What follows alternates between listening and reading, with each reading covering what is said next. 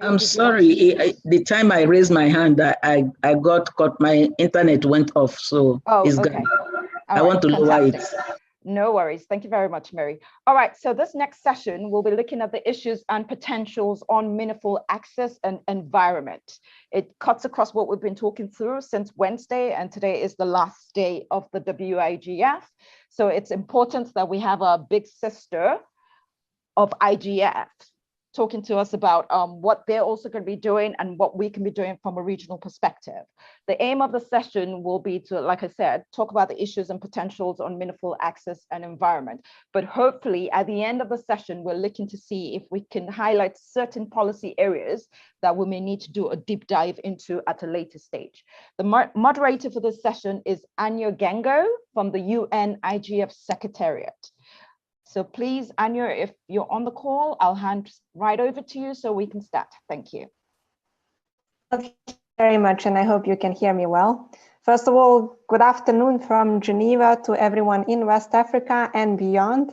I see the attendees list, and I can tell that there are colleagues from other countries outside of your region joining, and that's what we want to achieve always with the all IGFs, wherever they are hosted in the world, to ensure cooperation, collaboration, good, friendly relationships among all of us, because there are different potentials, different issues among us, different lessons learned. And the more we exchange on that, I think the more we save time, learn good practices from each other, and the more progress we make on internet governance landscape. First of all, I wish to thank the organizers for wonderful 2.5 days that are just behind us. It was really insightful. Well, even more than 2.5 days, because I wish to recognize the West African Youth IGF as well as the West African School on Internet Governance. It's been a true pleasure to be part of those impressive capacity development processes, and very inspiring and motivating for all of us working on the field of internet governance. And I wish to thank you, first of all, for that, and to congratulate you on an impressive organization, especially being aware that the challenges from last year caused by the COVID-19 pandemic continued also in this year. And it is always impressive to see how you are overcoming something that really, internally speaking now, from the experience of the organizers as well of an IGF process, is a much bigger challenge than what it looks like outside. And this has been really impressive, and sincere congratulations to every single member of the multi-stakeholder organizing team, and also to your community. I hope that next year we will meet in person at the West African IGF. And I say this especially in person because 2 years ago, I had a pleasure to join you in the Gambia, in Banjul. It's one of the most remarkable meetings, events I attended so far in my career. And the reason for that is not just the very specific challenges the West African region faces in terms of the digital public policy, but also impressive potentials that are in the country, and the way you are bringing well-being to people through the power of digital technologies is really excellent. But also mostly because that meeting, I recall, was one of the most special meetings to me because of the special energy among people that exists there. I have to be honest with you, I didn't attend a meeting where serious, heated debates on digital public policy are combined with excellent music, very colorful environment, and impressive energy of people. So speaking about the biggest global problems, we were doing that with a lot of laugh, and that fun was something that I think we all need, that good energy to ensure that we can find our better ways.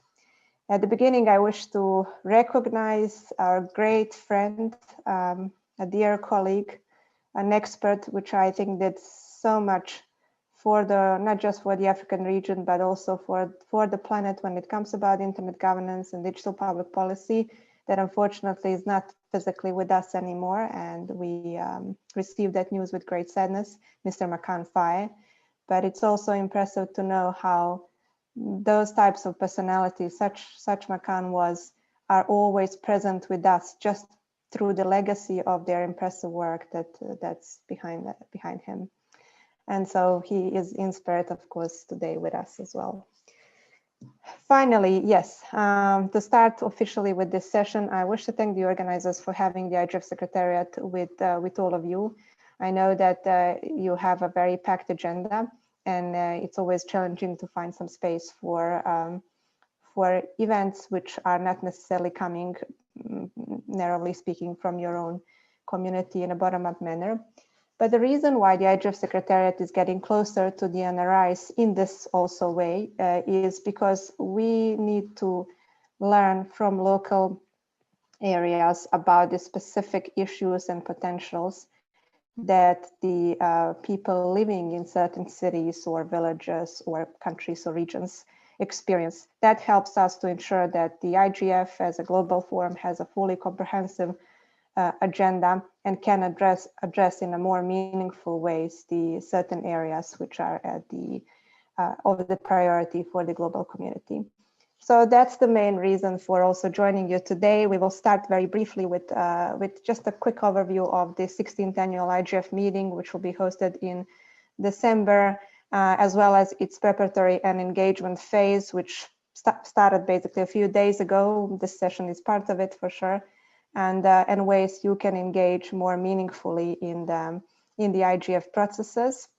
And then we will move to the core part of this session, which relates, as the moderator initially well said, to looking at what are the key topics and key issues on a global scene when it comes about achieving meaningful access and connectivity for all people equally on our planet, and how that translates to ensuring that ICTs and digital technologies and digital policies with that work for well-being of our people equally, but also of our planet. That is something, access and environment, that the global IGF community ever since last year put as one of the highest top priorities for the IGF's 2021 agenda. And we are now looking specifically at the specificities that exist across our planet on those areas and learning from people basically wherever we can, wherever we have opportunity. That's why I'm very happy that today with me are two, well, more actually, four, I think, my dear colleagues. She is leading the policy network on meaningful acts with the IGF Secretariat, joined by Ms. Florina Waspi. She is a facilitator of the Policy Network on Environment. And I believe that we have our colleagues from the stakeholder working groups of the Policy Network on Meaningful Access and Policy Network on Environment. I will ask later my colleagues to introduce themselves. Those are some impressive backgrounds. I'm glad that we have Mr. I think he is here, or no, Daniel was here, I believe. Yes, Daniel Medjulu from Microsoft, and he is on the working group of the Policy Network on Environment, also the co-chair of that very impressive working group, as well as Mr. Karim Mohamed. He's the member of the Multi-Stakeholder Advisory Group of the IGF, but today is with us in his role as a member of the high-level Multi-Stakeholder Working Group on Meaningful Access. So the expert today will be engaging with the issues related to access and environment.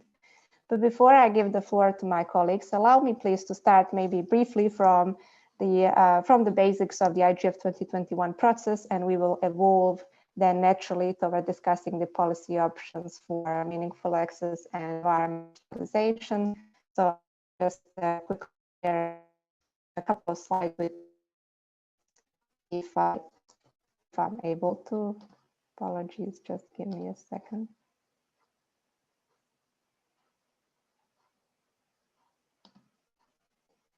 Yes, I can share now. So hopefully you can see a very few slides that I'm sharing with you on the screen. So as I said at the very beginning, I will not repeat myself. The IGF this year is taking a turn in terms of the policy focus and is covering two actually very broad areas, two main focus areas, and then we have four subsections within cross-cutting issue areas. They're very broad in terms of the scope, but then again, they're very focused.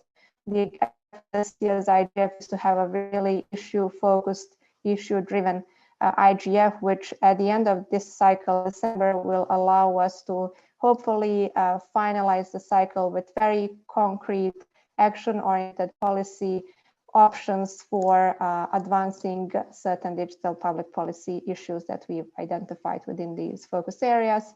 You can see them on your screen, that we are discussing basically everything in terms of the internet governance, which relates to economic and social inclusion and human rights, universal access, but also emerging regulations, environmental sustainability, inclusive internet governance system, and forms of digital cooperation, all the way to related to trust, security, and stability. These issue areas are actually shaping the IGF 2021 program. As you know, the 16th annual IGF meeting will be hosted by the government of Poland in Katowice from 6th to 10th of December. The schedule for that, which is composed of more than 200 sessions, is available on the IGF website. You will see that a number of multi-stakeholder organizing teams from a number of countries across the world are part of that program. They are working really intensively to ensure that we have a diversified program which is relevant for the entire planet. In addition to that program, as you as well, we are aware of the challenges the coronavirus poses to all, and to the IGF as well. So the IGF 2021, including its annual meeting, will be hosted in a hybrid format. That practically means that regardless if you will be on site or you will take participation online, you will have the same equal conditions to meaningfully participate in the forum. And our working group on hybrid meetings, together with the multi-stakeholder advisory group, as well as the IGF Secretariat and the community, is working hard to ensure that we have a meaningful process on the hybrid format implementation.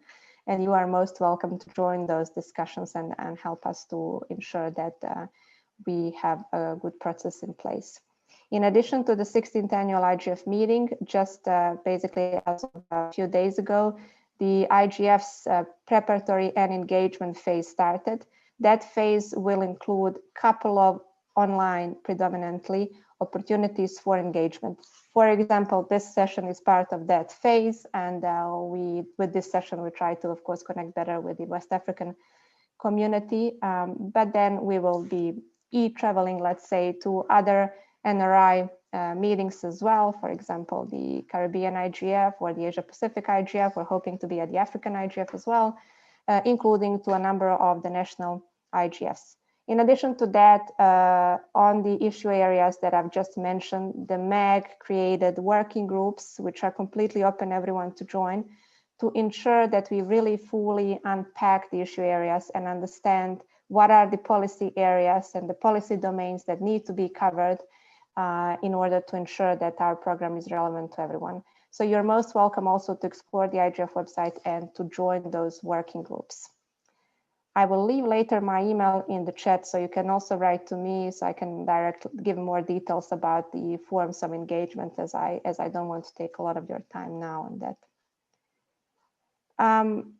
Finally, I just wish to say that in case you will not be able to travel and you're still interested to participate actively, meaningfully in the IGF in an organized manner, you can decide, for example, to organize your remote hub.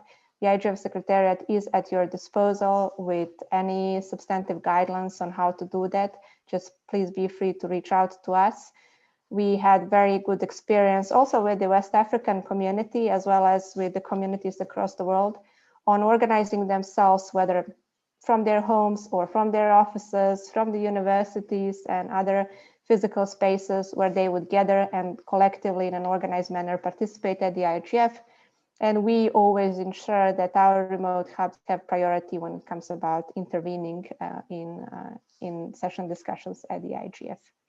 For young people present here on this call, the IGF 2021 process, including the meeting in Katowice, will have a dedicated track for young people. We will aim to engage young people with more senior decision makers and decision shapers. And please do keep an eye on the IGF website. We're happy to connect you also to our host for this year's youth track, which is the Polish Youth IGF, and to have them advise more on your ways of engagement. Much of the innovations are being implemented into the program. So for example, this year there will be slightly improved parliamentary track at the IGF 2021. So please, if you know legislators from your countries or from your region, do reach out to us, and we will ensure that your members of parliament are also engaged into the IGF 2021 process. The same goes for the high-level leaders, of course. And finally, before I give the floor to Raquel and Florina, I just wish to say that one of the concrete ways for engagement into the IGF 2021 process is through its intersessional work. This year, we have 2 best practice forums, and as I mentioned, 2 policy networks, in addition to 22 dynamic coalitions. Best practice forums are basically working throughout the year with multi-stakeholder communities across the world through dedicated open calls, but also open surveys and different forms through the mailing list. And they're focused on cybersecurity, specifically on the use of norms to foster trust and security. And another one is focused on gender and digital rights. The starting position for you, if you're interested to learn more about the best practice forums, is really to go to the IGF website and subscribe to the dedicated mailing lists. The policy networks I already mentioned, we're focusing on environment and meaningful access. Environment and meaningful access are among the core issue areas of this year's IGF. So the work of policy network really goes beyond just their work streams. They're open to everyone to join, and Raquel and Florina will be speaking later about the ways of engagement. But before that, I wish to just say that the policy networks are led by really high-level multi-stakeholder working groups. So if you decide also to join the work of policy networks, you will really have a good opportunity to learn from those that already made and shaped the history of the internet governance. I'll just mention the name of Mr. Vint Cerf. He's very much active with Policy Network on Meaningful Access, being there as a member of that group. So profiles as that are in the working groups, and you're most welcome to, of course, join and brainstorm on best ways forward in these areas. And all this, what I said now about the IGF 2021 process, about its components, ways of engagement, ways to network with peers from across the world and learn about digital policy, but also ensure to inspire those that make decisions on digital public policies through the IGF's participation, couldn't be possible without having meaningful access and connectivity, such as, for example, this meeting we are all at that is hosted completely online. So how is access and connectivity evolved toward being a matter of our lifestyle, not just a matter of our connection to a computer or to a mobile phone, but really how it became something that's fully integrated into our lives and to what we are very much dependent, yet unequal, still, unfortunately, in access to the internet, will be the subject for discussion in the next couple of minutes. And I'm very happy that with us today is Ms. Raquel Gatto. As I said at the beginning, she is the IGF Secretariat's focal point for Policy Network on Meaningful Access. I believe she's joined by Karim, who is the member of the multi-stakeholder working group, and they will be speaking about the key policy areas which are of global priority on meaningful access and connectivity. What are the issues and what are the potentials and good lessons learned so far for the global community? While Raquel will be taking the floor, I encourage all of you to follow carefully what Raquel is saying, to challenge statements, to add your ideas to it, and to ensure that the IGF 2021 really benefits from your experience as a person that lives, whether it's in West African region somewhere or even beyond, just to tell us what do you see as an obstacle to achieving meaningful access, or what is the good practice that you may be experienced. You can post in the chat while Raquel speaks, or you can just raise your hand later when Raquel concludes, when Raquel and Karim concludes their remarks. So with that, if there are questions on the IGF 2021 process, please do post in the chat. I'll be responding in the chat. And now we're moving to the core part of this session, which relates to updates on access and connectivity on behalf of the Policy Network on Meaningful Access. And the floor has Raquel. Thank you very much, Anya, for the introduction and for the great presentation about the IGF 2021. I'm really excited to be here today with everyone, really to have a conversation. I think it's one of the strongest points for the IGF is really to be run by the people, for the people, and to have more of the insights worldwide is really an important element that we are going to come across pretty shortly with also the presentation. And to thanks Corinne also for joining us today. I'm going to give quite a brief presentation about how the PNMA, the Policy Network on Meaningful Access, is structured, and then hand over to Corinne so we can start a little bit with also the provocative questions, where we would really want to have everyone jumping in and sharing your thoughts, your experience, and it's really about this this conversation.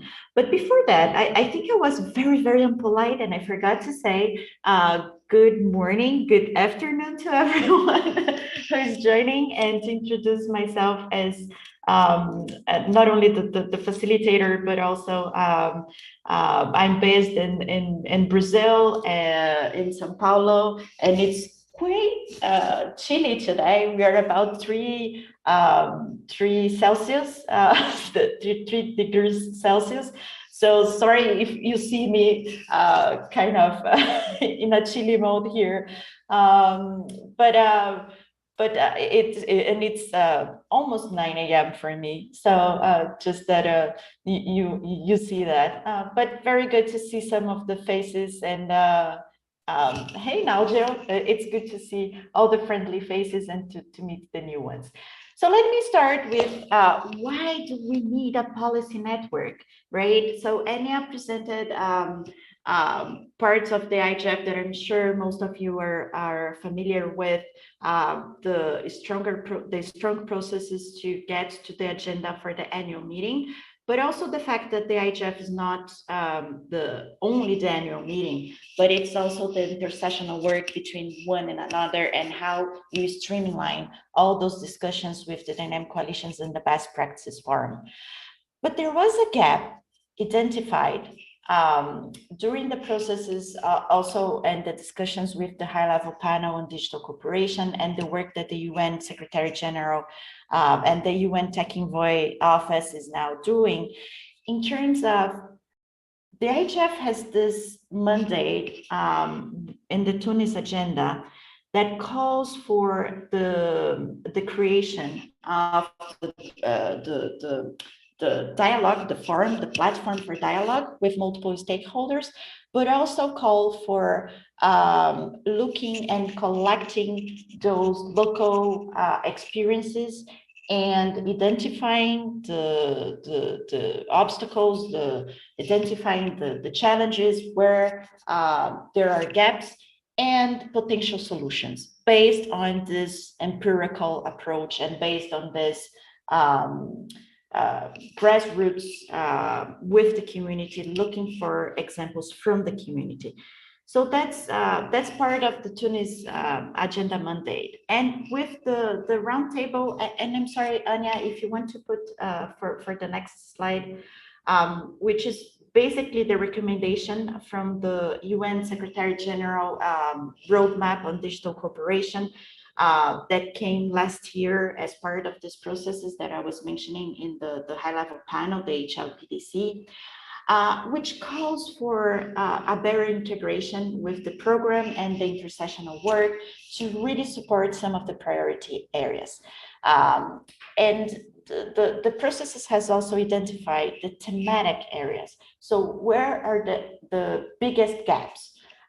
It is about global connectivity. It is about digital inclusion. It is about digital capacity building, building digital skills, literacy, and so on.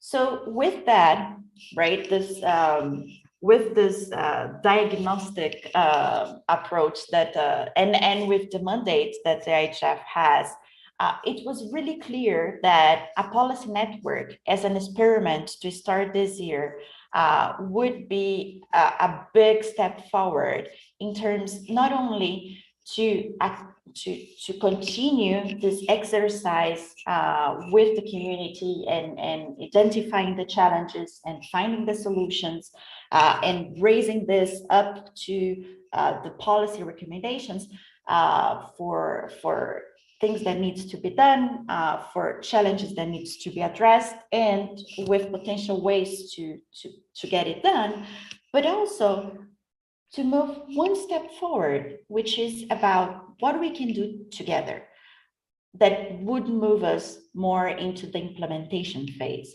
And that's quite frankly where the PNMA will bring a difference in all these processes.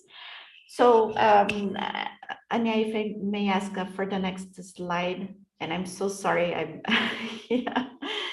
So, why meaningful access? I was talking about why a policy network, right? Now, why choosing meaningful access, and Florina is bringing the why of the environment also for this.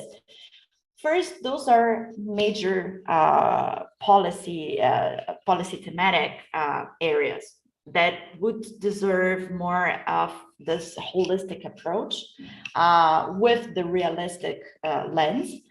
So there is a balance, right? We want to look things in more of the where they connect the dots, but also really focusing on the impact. But why meaningful access is part of a bigger question or a broader question, which is most of the stakeholders, and I would challenge to find someone that would say connectivity is not an issue. Anya was mentioning with the pandemic, we learned the internet is not only a lifestyle, but it's a lifeline in most of the cases. So we know connectivity is important and is needed. And there are efforts to do so from many parts. Why is that this is still not granted? Why we didn't reach there? Even if we all agree this is important and we all want to do something to solve that. That's the first big question that PNMA's ambition is going to tackle. But also the fact that we need to connect people, but we also need to be sure that once this connectivity is available, people are fully equipped to enjoy and to benefit from the internet.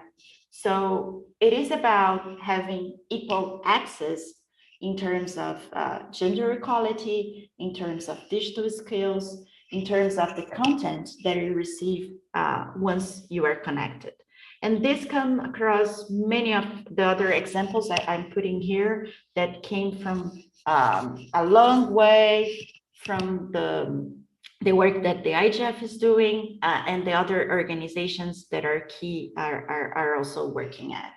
So next, I'm now going through, after explaining a little bit of the whys, the why the policy network and the why of the meaningful access. Anya, if I may ask you for the next one, which is about the objective of the policy network on meaningful access, which is really about being more impact driven, as I was saying, looking holistic, but also being realistic, looking for the impact, looking for concrete actionable policy recommendations on how to achieve the meaningful universal internet access. So that's the big goal. Anya, for the next one. if I may, and how we are going to get there. And then I'm going to stop and hand over for my colleague Corinne. But just to point out that the way the PNMA is structured, so we have basically two mailing lists right now, one that is pretty open to the community discussions. Next, I'm going to send you the links and how you can join. But then we have the multi-stakeholder working group, which is now formed by 25 expert members, including Vince Cerf, including Doreen Bogdan-Martin, the ITU Development Director, including Alison Gilwood from Research ICT Africa, well, including Corinne, who is going to speak next. And this group is now co-chaired by two ladies, Sonia Jorge from A4AI and Silvia Cadena from APNIC. And we are pretty much starting with the multi-stakeholder working group. We had about 2 meetings, and we are going to have the next meeting on the 19th of August.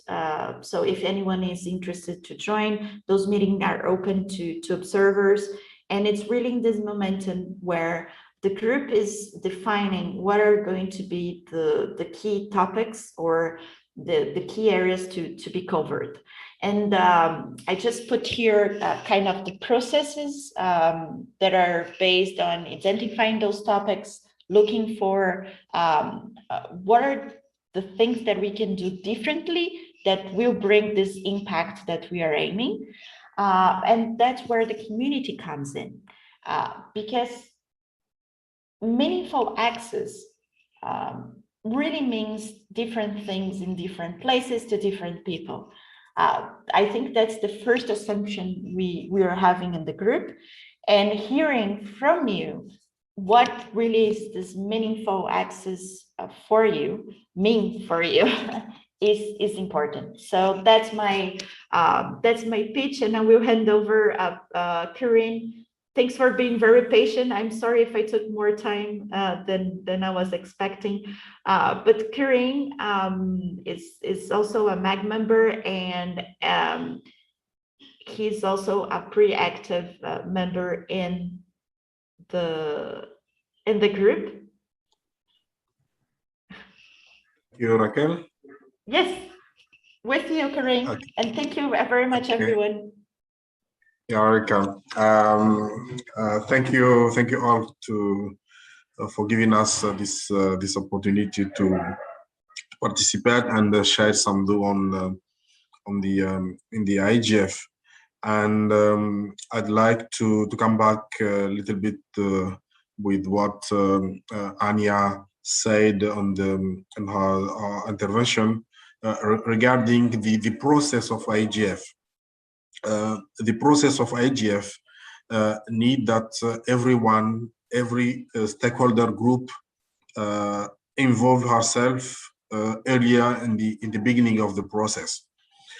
If we call people now to participate on the debate, we can also highlight the fact that the process started over the beginning of the year with the definition of the tracks, topics, workshop, and intersessional activities. Need that we are on board at the beginning of the process. So the best way to achieve and to sustain the IGF is to ensure that everyone from every region in the world will bring her pieces, has reality of internet in his region, and try to contribute together and ensure that we can positively together impact the development of the internet. So if we analyze the way that the process is undertaken, at this stage, all workshops were selected, the agenda is set up. So the time and the day we agreed to organize our national, regional, and continental IGF is also critical and need to be fully reflected, because most of time before to be able to contribute on the IGF, we have 1 year, 6 month delay with the reality. So I think that's we have to put this in the agenda, in our own agenda for the NRI, to ensure that all our local reflection or regional reflection can be taken into account in the global agenda, to be at the end of the process, be on the all tracks, all workshop, all activities that will be discussed in December every year. So this is my first part of my intervention. The second one, because Raquel already well presented the PNMA activities, is to encourage all stakeholder groups to be free to really consider the option of the UN mandate on the IGF, because due to the language consideration, this is something that's really I really take care. The language criteria is putting certain barrier in the process, because I'm in my second year as a MAG member, and if we have also a barrier with the language, the time we talk to understand, the time we take to involve in the process, and with the language barrier, we are following what other as doing. So as NRI, as every stakeholder group, as individual people, we need also to take into account this fact, and try in our local organization, try to see how we can start address this issue. Because if we talk about PNMA, meaningful access, I sent something in the chat.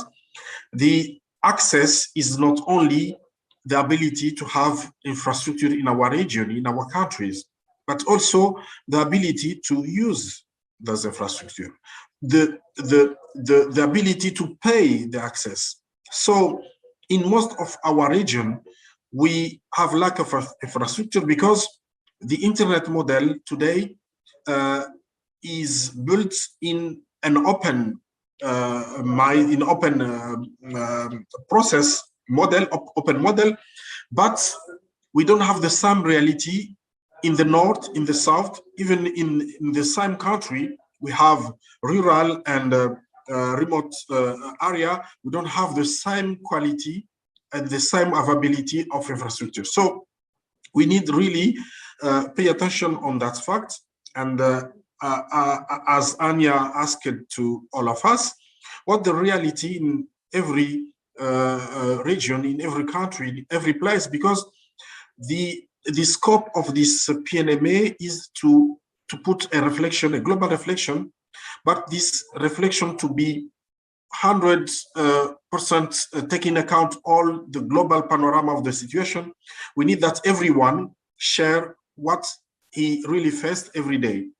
And this situation can be after taking account in the working group and try to see what is done as a best practice in another region that can be replicated. For example, what is the best policy implementation in one region that can be replicated in another one? But we need to understand that this kind of policy at a global level can't never be can't give positive impact if we don't have the global situation for everyone, for every places. So we can share with you, as Raquel said, the link of the PNMA. I'd like rapidly show you some pages here. For example, in the IGF webpage, you can see in detail what is the PNMA policy definition, but you can also apply and subscribe to the mailing list. And I encourage people to join us and contribute, because if we don't work together with the more diversity is a good thing, because it's bring more possibility. And if we would like to develop, to sustain the internet, we need to take in account all diversity from where it can. The second one is the what Raquel said about the working group. You can access this page with the working group description, the member. We have working group member coming from all stakeholder group. And if, for example, you think that we can have more representation from other working stakeholder group, why not suggest someone and we can see, and not leading the working group doesn't mean you can't contribute, you can't participate, but we encourage all of us to join, and together we can achieve and ensure that the PNMA, this policy network, achieve his goal, and it's for us all, and it's for the internet. Thank you. If people have questions, we can try to. Thank you very much, Raquel and Karim, for this very interesting and important presentation. Especially thank you to Karim for outlining the process and the importance of including everyone, all stakeholder groups, all disciplines, basically all people, regardless if they directly work on digital policy or not, to ensure that we fully understand the potentials and issues that exist across our world. And certainly, if you ask, I'm sure now, I constantly am asking, how do you see the concept of meaningful access in the chat? Because if you ask probably a person in Comoros, I know Karim is there based, or in Brazil, or somewhere in Norway, or in Cote d'Ivoire, or in Australia, you will receive different responses. That's why it's very important to understand what's the priority for people around the world, so that we can make a consensus to ensure how we see this concept and how especially our policy network on meaningful access can develop further.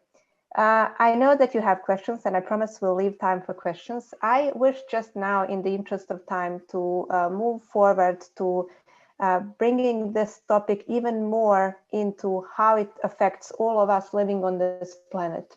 I'm sure wherever you are now currently on the planet, such as me, for example, being in Switzerland, I was last week just at my home. I can tell you that the climate change is very much felt on our skin, and people are complaining for sure and recalling that 10 to 20 times years back, things were completely different.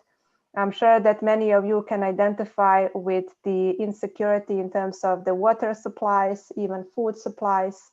And finally, I want to just recall the recent, unfortunately, natural disasters that some of the countries felt across the world, where we've seen really the practical way of ICTs, digital technologies, backed with good digital policies, helping people to overcome and mitigate the effects of those natural disasters.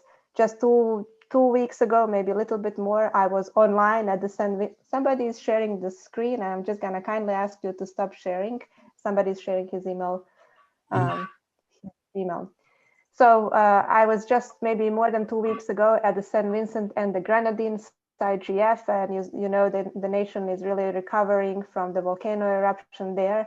And we've been speaking intensively about how digital solutions worked for people that unfortunately had to move from their homes move from the risk area to a more safer area.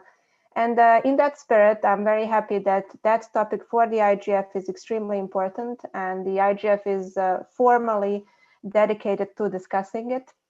Ms. Florina Vospi is, as I said, leading the policy network on environment, and she will be telling us practically how the ICTs and digital technologies and the digitalization processes do intersect with the environment and with the well-being of our people and also of our beautiful planet. Florina, you have the floor. I know Daniel is also there, so I will leave that part to you to manage. And after Florina and Daniel and their remarks, then please do prepare. We'll leave a few minutes for concrete interventions from you where you can take the floor. Florina, you have the floor. Thank you so much, Anja. Yeah, it's thank you to Raquel and Karim as well for your explanations. It's nice to get some input on the other policy network as well. And yes, it's really nice to be here. I see that there's so many participants. It's really sad that we can't do this physically, but yeah, it's nice for everyone to have joined. And just a few words, I'm Florina, as Anja has already said. I'm Swiss, and I'm currently consulting as an independent consultant the Policy Network on Environment, which is the second policy network. And I'm not going to say too much about me in the interest of time, and also just feel free to contact me if you want to know anything. I've linked my email and also my phone number as well as my LinkedIn profile, so really feel free to reach out to me, as well as the policy network in general. Yeah, just I will jump straight into our policy network, the Policy Network on Environment, just to give you some kind of an overview of similarly to what Raquel has done. What do we want to achieve with the PNE, the Policy Network on Environment? You see here kind of in green is our main goal of the Policy Network's working group, where one of our three co-chairs, Daniel, is also present in the call. And so I will focus on that in the interest of time, although as the other policy network, we have several goals that we would like to achieve with the policy network, such as just informing communities and getting a broad stakeholder engagement. But our kind of output goal that we're really pursuing is this report, where we want to formulate actionable policy recommendations on how we can achieve global actions in the intersection between the environment and digitization. And Anja has already touched on it a little bit, that there are different kind of ups and downs, or upsides and downsides within the intersection of environment and digitalization, which we also want to touch upon in the report. And just to here give you a visual overview that will hopefully kind of just give you an impression of what we are trying to achieve with this report, or what this report should contain. And we are trying, or we are aiming for releasing the report in December, but we want to produce draft versions that are open to public consultation before that. And basically what we want to include in this report is obviously an introduction and definitions, which is not obvious, or which is obviously that we have to include it, but it's not so obvious to discuss it, because at the moment, or in the last few years, there have been many initiatives popping up on environment and digitization, while this topic has been, I would say, a bit neglected in the past few years. In recent months, and maybe the last year and a half, there have been many initiatives, which is great, but also poses a challenge of trying to consolidate initiatives and also trying not to duplicate each other's. And importantly, with these kinds of reports, also getting a clear picture of what are we actually talking about when we talk about environment, when we talk about digitization. So the aim here is just not to have a global definition, but to have a definition for us, for our group, and for people to give some context on how to understand the report. We also would like to give an overview of risks and opportunities, which Anja has already touched upon a little bit. Obviously, as many of you know, probably digitization has many benefits offered to us. It's regarding the environment, we have a mean to collect enormous amounts of data, to process enormous amounts of data on the environment. There are many opportunities regarding agriculture, monitoring land use, checking soil conditions. We have opportunities in terms of energy use, traffic and public transportation, monitoring and rerouting and optimization of flow of goods and services. So many benefits, but unfortunately also there are risks and challenges that we have to address if we want to reach the climate goals we have set for ourselves. And with the group, we have started our work in April. We had our first working group meeting, and we did some brainstorm. We had a brainstorming phase in the beginning where we tried to work out together with working group members which are the topics that we actually want to address and which are the main focus areas that we want to talk about in our report and where we want to give policy recommendations on that should have a big impact. Right now we're talking about that we really want to address member states, so really go in at the policy level.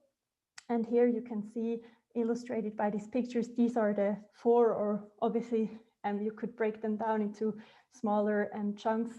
It's a very large field, obviously, but these are kind of the topics that we decided that we really want to focus on, which is environmental data, which is related to all of the other topics as well, which is another challenge.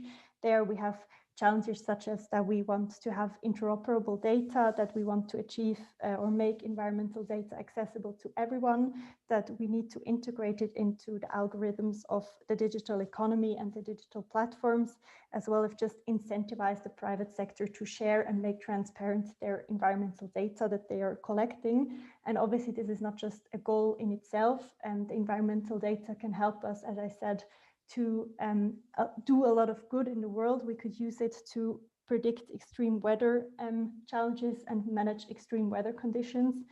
We in general just want to use it to combat and deal with the negative effects of climate change.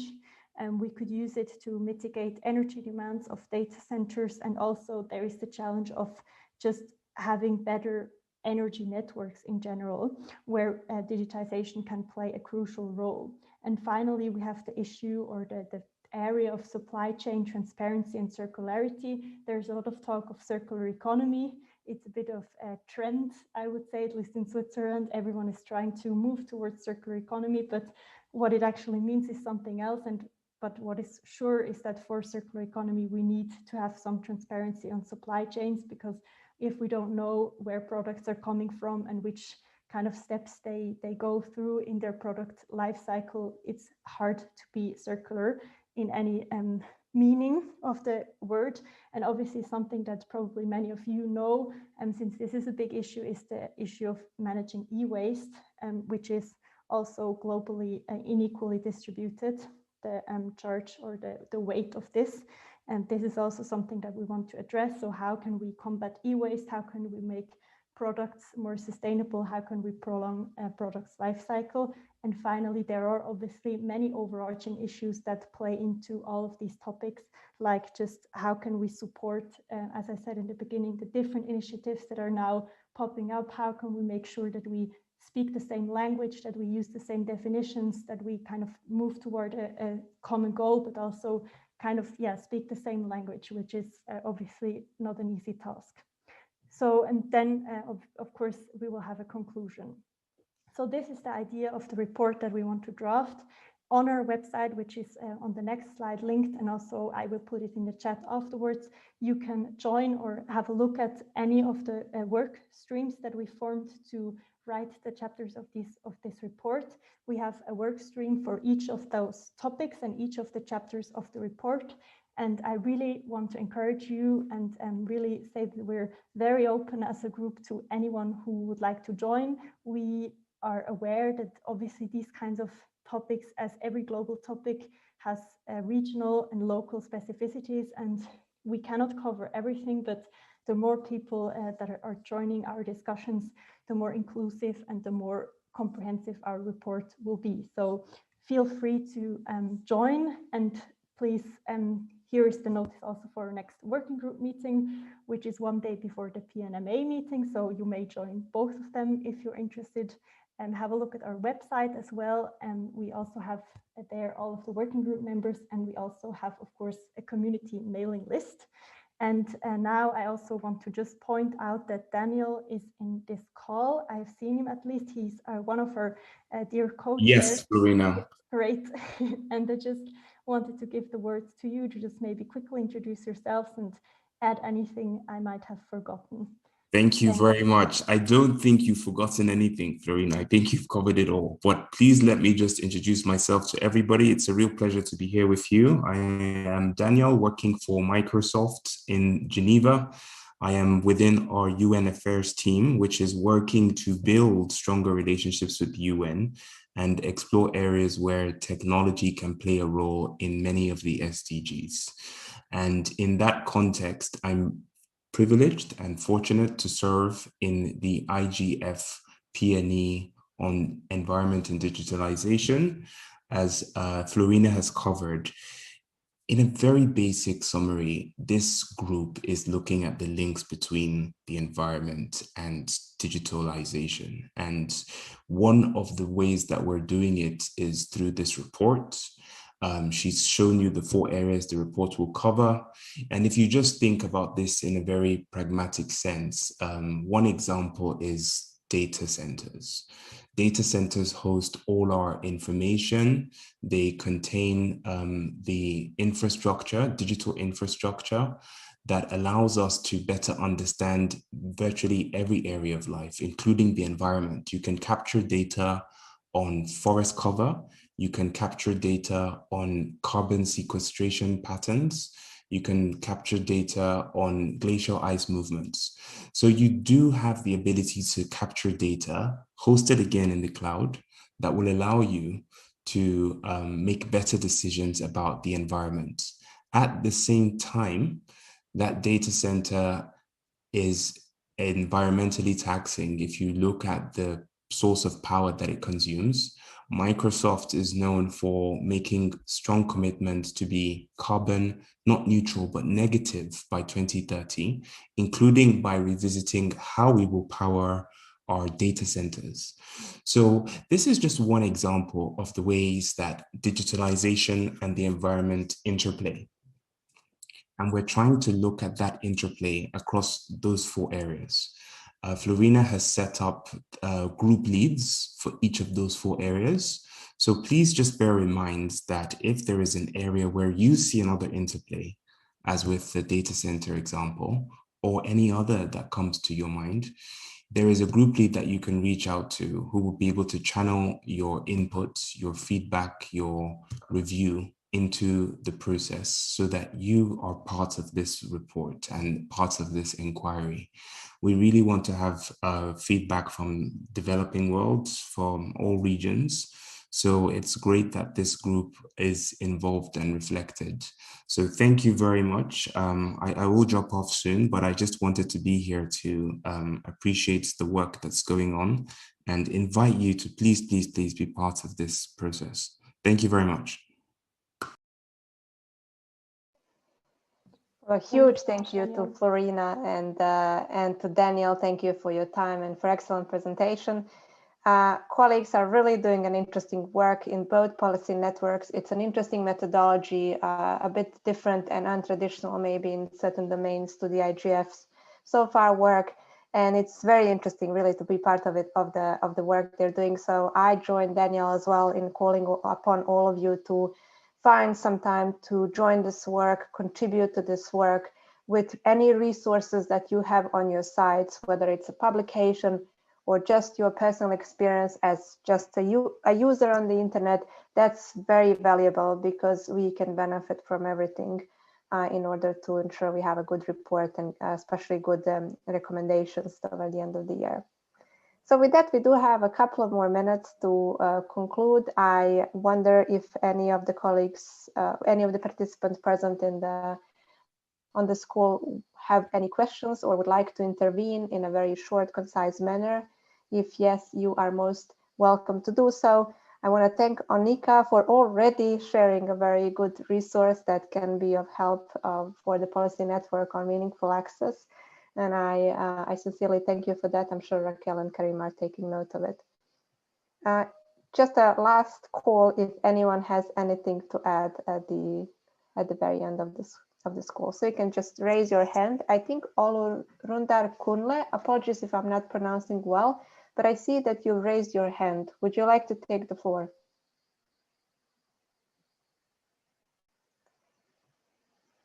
So maybe this is an old hand, or perhaps we have audio issues, but be free to take the floor. Yes, maybe now you can speak. Okay, hello, can you hear me? Yes, yes, we can hear you. All right. Thank you very much. My name is Olorundare Kunle. I'm calling from Nigeria. I'm the Vice President of Internet Society in Nigerian chapter, so to say.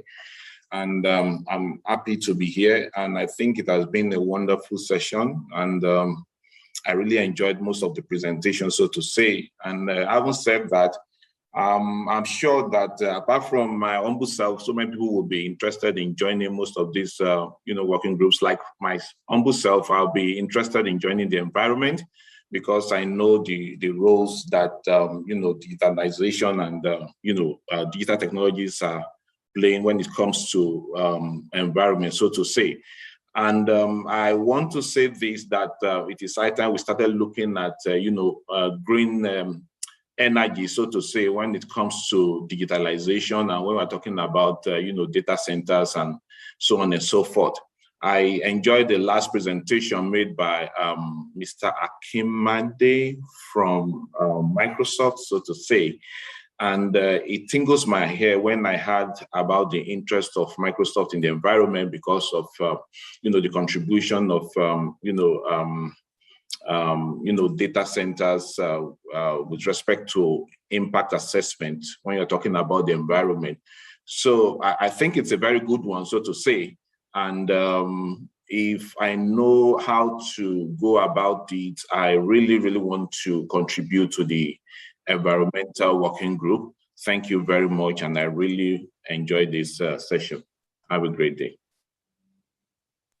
Yeah, can I respond briefly? Please, yes, Daniel. Sure. Thank you, Mr. Akimade. Thank you very much, Mr. Olorundare. I always know that I'm in company of my mother's tribe when I hear my Yoruba name. So it's a real pleasure to be with you. Florina, would you be kind to send the group lead email for all of those chapters to, of course. Yes, to him, so that you can then look, sir, at which of the group leads and the respective chapters that group lead is delegated to look over and see which of those chapters you want to contribute to, and that way the group lead can integrate you. I hope that works. To anyone who wants that email as Olorundare, please Absolutely. just use the private chat to send me your email address, and then I can send it to you. You don't need to put it publicly up, but there is the possibility to leave me a private message within the chat. So Olorundare, if that's possible. All right, noted. Thank you very much. Thanks, Daniel.